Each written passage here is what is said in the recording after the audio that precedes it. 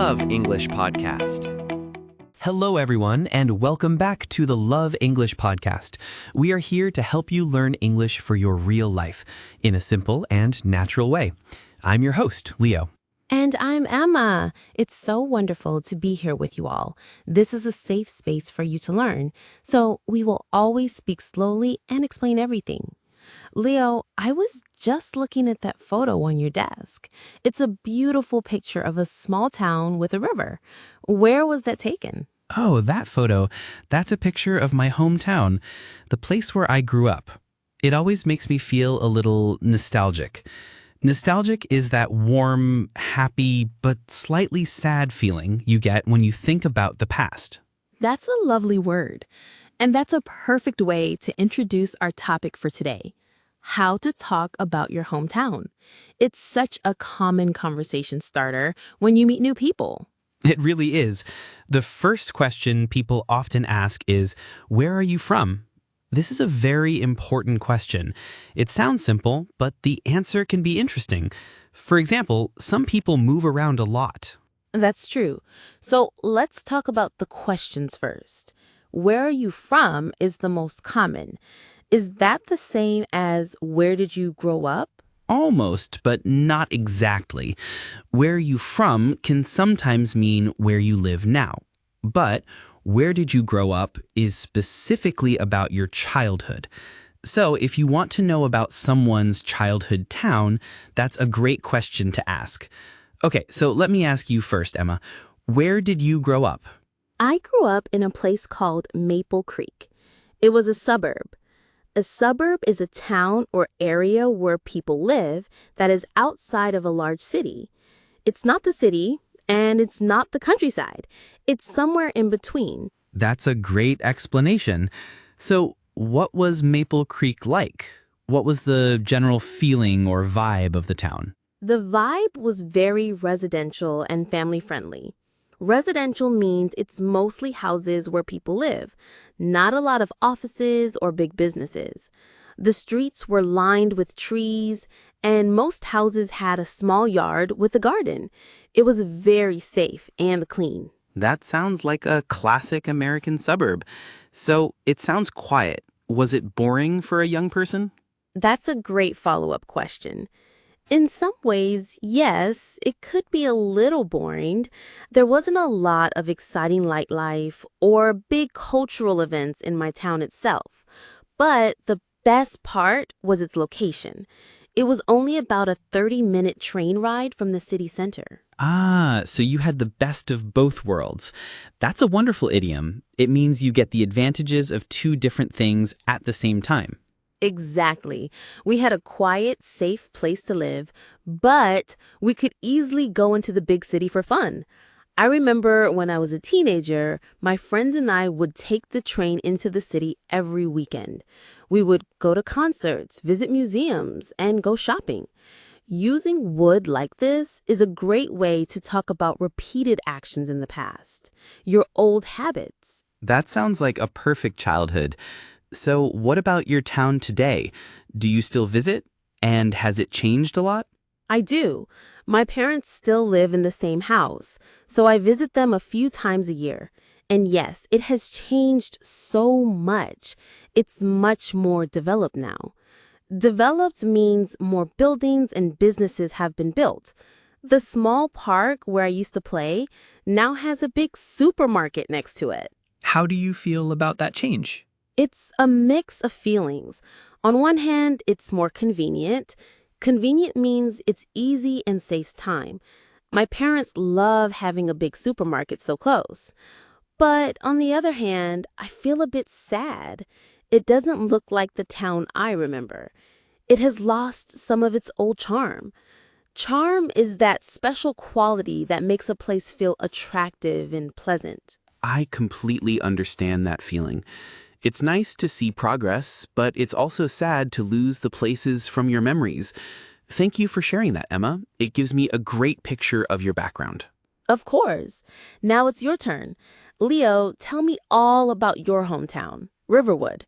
You said it was a small town. It was. Compared to your suburb, my town was tiny. It was a small town in the countryside, surrounded by hills and forests. It was very different from living near a big city. So what was the atmosphere like there? If my town was family-friendly, what was yours? The atmosphere was very tight-knit. A tight-knit community means that everyone knows each other and is very connected, like a big, extended family. If I did something wrong, my parents knew about it before I even got home. I can imagine. So it was friendly, but maybe not very private. What did it look like? What makes it scenic, like you said before? Well, the river is the main feature. It runs right through the center of the town. There's an old historic stone bridge that crosses it. That bridge is what the town is famous for. The buildings in the town center are also very old, from the 19th century, so it feels very historic. So a quiet, scenic, historic town with a tight-knit community. What did you do for fun? If you didn't have a big city nearby, how did you spend your weekends? We had to make our own fun. My childhood was all about being outdoors. I didn't spend much time inside playing video games. My friends and we were always outside. In the summer, we went swimming and fishing in the river. We built forts in the woods. A fort is like a little secret house you build from branches and leaves. That sounds like something from a movie.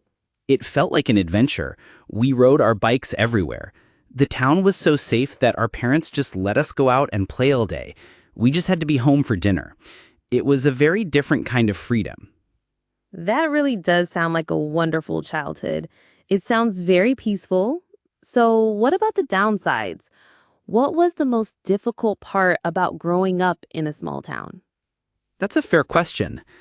I think the biggest downside was a feeling of being isolated or far away from everything. As I got older, I wanted to see more of the world. I wanted to meet different kinds of people and have new experiences. That's why I decided to move to the city for college. There were just more opportunities in the city. Opportunities means chances to do new and better things. I understand that completely. So has Riverwood changed much since you left? Not as much as your hometown. It's still very small and quiet. A few new cafes have opened, which is nice, but mostly it feels like time has stood still. When I go back to visit my family, it feels almost exactly the same as when I was a kid. It's very nostalgic. I think it's interesting. You had this very traditional, quiet childhood, and I had a more modern, suburban one. But it seems we both have happy memories. Leo, what advice would you give to a listener who feels like their hometown is not very interesting? That's a great final point. I would say that every place has a story. Even if your town is not famous or beautiful, it's your town. You can talk about your favorite memory there. Maybe it's your favorite little restaurant, or the park where you played, or a funny story about one of your neighbors. The feelings and memories are what make the story interesting, not just the facts. That is beautiful advice. It's not about what the place is, it's about what the place means to you. Exactly. Well, this has been a wonderful trip down memory lane. A trip down memory lane is an idiom for spending time remembering the past. It really has. So let's do our final summary. Remember the key questions to start. Where are you from? Or where did you grow up? Use simple adjectives to describe your hometown. Was it a big city or a small town?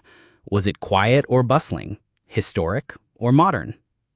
Use the simple past tense to talk about your memories and your childhood.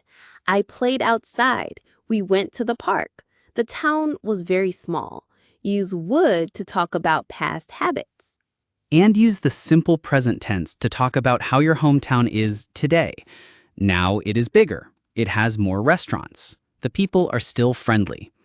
And don't forget to ask follow-up questions to show you are interested. What was it like? What did you do for fun? Has it changed? Talking about where you were from is a wonderful way to start a friendship. That's right. Thank you all for joining us on the Love English podcast. We hope you feel ready to share the story of your special hometown. We'll talk to you next time. Bye, everyone. thanks for listening to Love English Podcast. Remember, every minute you spend learning English is an investment in your future. Keep learning and see you in the next episode.